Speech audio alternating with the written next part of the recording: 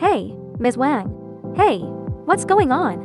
Look, why is our signal light flashing periodically? Oh, let me take a look. This is mainly to demonstrate the new deport periodic output function added to our SDVC 311. Oh, so that's why. So what's its purpose?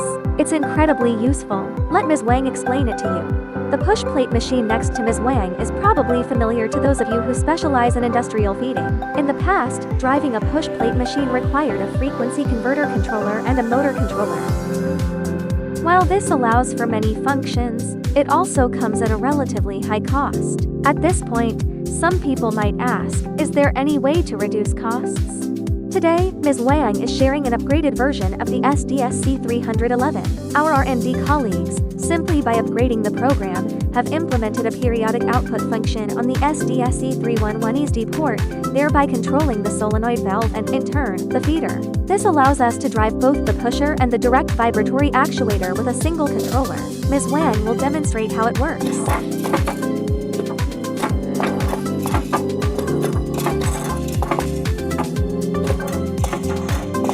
If you have any questions, please send me a private message. I can create a video tutorial on how to operate it. If your question is accepted, I will give you a small gift.